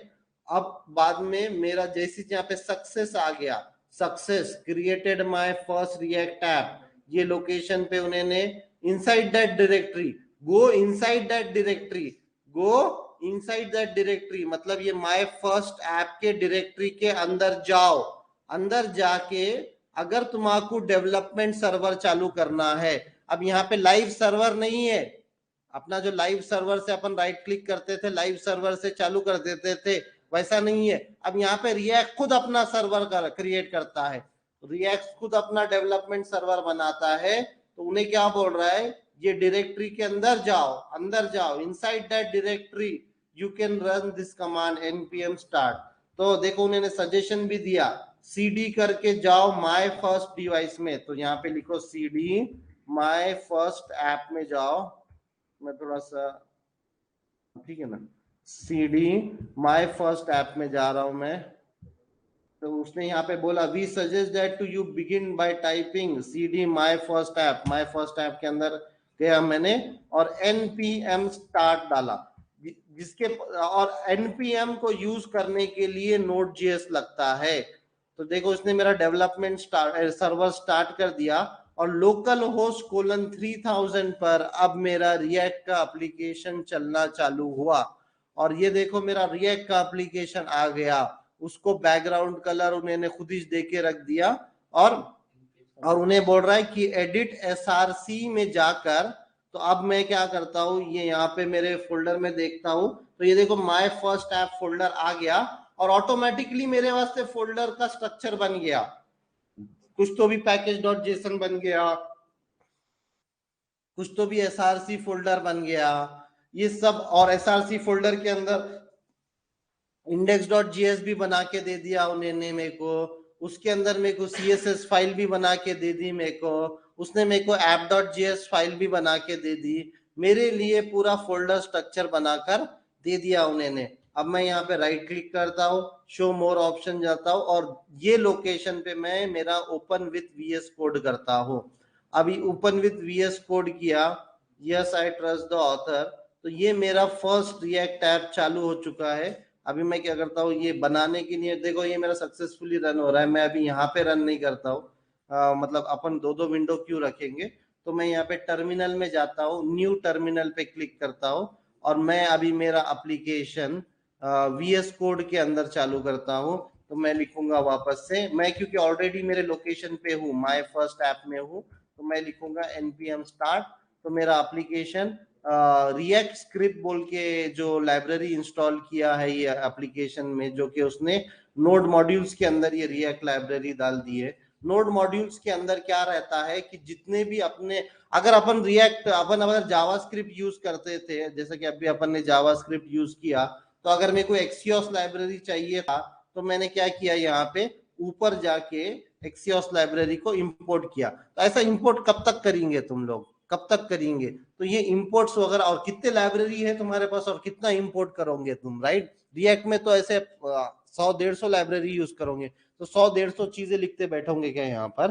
तो हमारे लिए एक npm बोल के टूल है, ये जो npm टूल है ये क्या करता है, हमारे पूरे पैकेजेस को मैनेज करता है। इसको क्या बोलते हैं, नोड पैकेज मैनेजर बोलते हैं। इन्हें क्या करता है, हमारे पूरे पैकेजेस को मैनेज करता है। और अगर तुमको एक नया पैकेज चाहिए, अभी जैसे कि मेरे को एक्सियोस चाहिए, तो तुमने क्या करना, npm इंस्टॉल एक्सियोस और डैश सेव करना, तो इसका एंट्री ये पैकेज.json में भी आ जाता है। तो ये पैकेज.json क्या है, ये पैकेज.json के अंदर जो भी ये एप्लीकेशन को रन करने के लिए लाइब्रेरी लग रही है, देखो अभी एक्सियोस भी आ गया है यहाँ पे, तो उसने क्या किया मेरे अंदर, मेरे ऑटोमेटिकली उसने ये एक्सियोस लाइब्रेरी मेरे प्रोजेक्ट के अंदर डाल दिया। मतलब मेरे नोड मॉड्यूल्स फोल्डर के अंदर उसने, ये देखो उसने क्या किया, ये एक्सियोस लाइब्रेरी डाल दिया, ये देखो ये एक्सियोस लाइब्रेरी डाल दिया। और ये एक्सियोस लाइब्रेरी के अंदर लिब के अंदर या फिर डिस्क के अंदर नोड के अंदर तुमको ये डॉट मीन फाइल, ये देखो डॉट मीन डॉट जेएस, जो मीन डॉट जेएस अपन यहाँ पे यूज कर रहे थे, ये देखो एक्सियोस मीन डॉट जेएस जो यहाँ से यूज कर रहे थे, अभी वो नोड के अब इंटरनेट पे जाने की जरूरत नहीं है, सीडीएन लिंक यूज करने की जरूरत नहीं है। अब मैंने वो पूरी लाइब्रेरीज मेरे नोड मॉड्यूल्स के अंदर डाल दिया और मेरा प्रोजेक्ट अब नोड मॉड्यूल्स वो डायरेक्टली, अभी मैं क्या कर सकता हूँ, इंपोर्ट एक्सियोस बोल सकता हूँ और इंपोर्ट करके मैं उसको यूज करूंगा।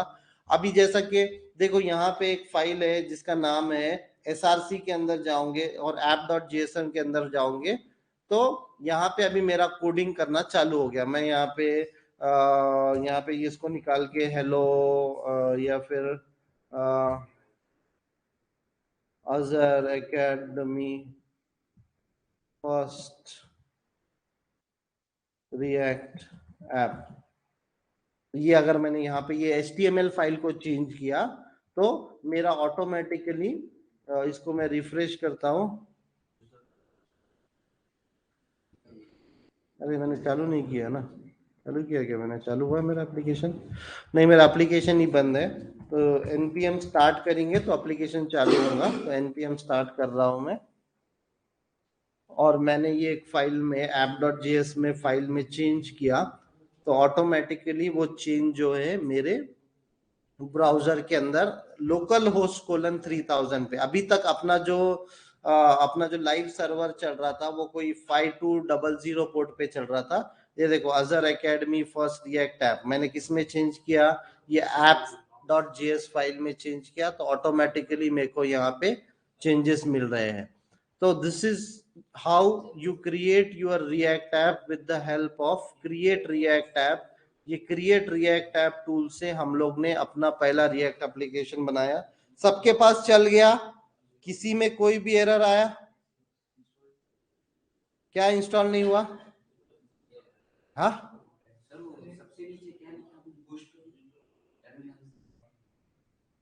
टर्मिनल में npm स्टार्ट सबसे नीचे बोले तो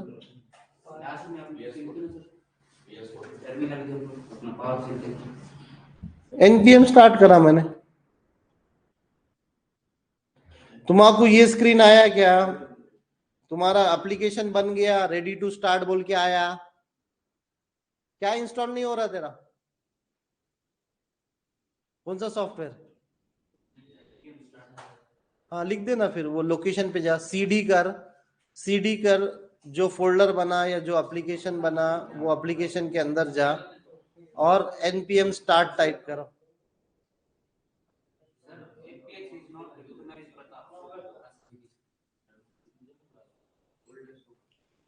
ऑनलाइन सबका हो गया क्या?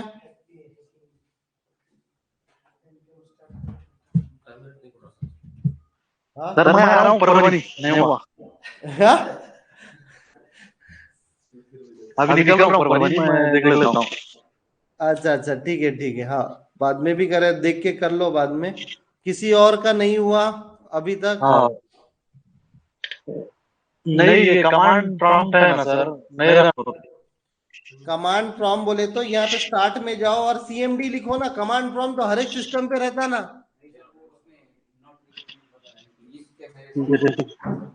पावर शेल ओपन करो तो तुम्हारे पास Node.js नहीं है, Node.js डालो, Node.js इंस्टॉल करो। फिर तुम लोग ये देखो नोड लिखो और डैश भी लिखो, नोड का वर्जन कौन सा इंस्टॉल्ड है वो देखो तुम्हारे पास। डाउनलोड Node.js बोल के गूगल करो, डाउनलोड करो Node.js को और Node.js को इंस्टॉल करो। अगर Node.js है या नहीं है ये चेक करना है तो नोड डैश भी करो।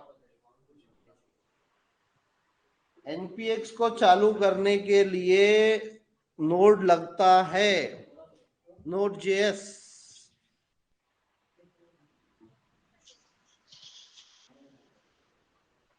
ये पहला तरीका हो गया। अपन 2 से 3 तरीके देखेंगे एक रिएक्ट के एप्लीकेशन को कैसे स्टार्ट करते हैं उसके। हुआ गया तुम्हारा? सबका यहां से करके जाओ सब लोग, कल को बोलो मत मेरे को कि नहीं आया। क्या हुआ? हाँ लो Node.js लो।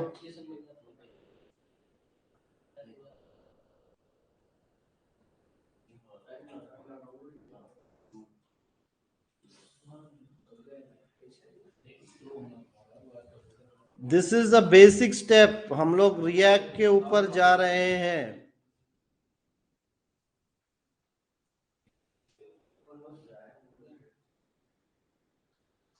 आज मॉडर्न जावास्क्रिप्ट के पूरे कॉन्सेप्ट खत्म हो गए, जो भी कॉन्सेप्ट रिएक्ट में लग रहे थे वो खत्म हो गए।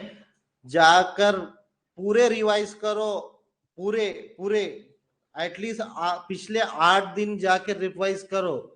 संडे को कल छुट्टी है तुम लोगों को, दिन भर बैठ के, क्योंकि कल से जो चालू होगा रिएक्ट समझ में नहीं आएगा अगर तुम्हारे जावास्क्रिप्ट के कॉन्सेप्ट क्लियर नहीं है तो। तुमको अगर प्रोमिसेस नहीं समझ रहा, तुमको डिस्ट्रक्चरिंग नहीं समझ रहा, तुमको स्प्रेड ऑपरेटर नहीं समझ रहा,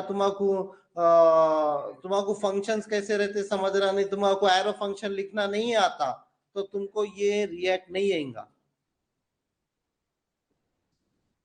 प्रोमिसेस नहीं, डिस्ट्रक्चरिंग एटलीस्ट, प्रोमिसेस तो मेन है।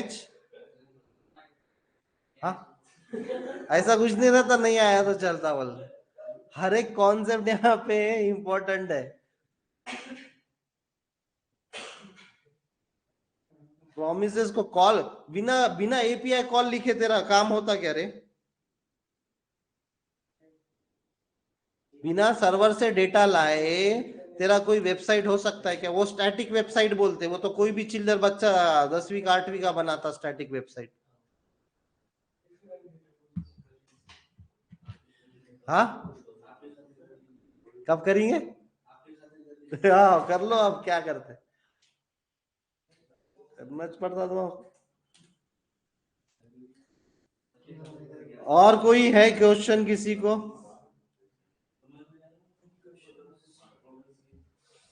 ठीक है, फिर अगर किसी को कोई क्वेश्चन नहीं है या किसी को कोई डाउट नहीं है तो हम लोग ये एंड करते हैं। लेकिन सबने ऑनलाइन वालों का सबका हो गया ना, तो एंड कर रहा हूं मैं। लेकिन बाकी यहाँ पे जो लोग है वो सबने करके जाना, मतलब मेरे को बता के जाना सबके लैपटॉप पे कि हमने ये रन करे वाला है। चलो, थैंक यू।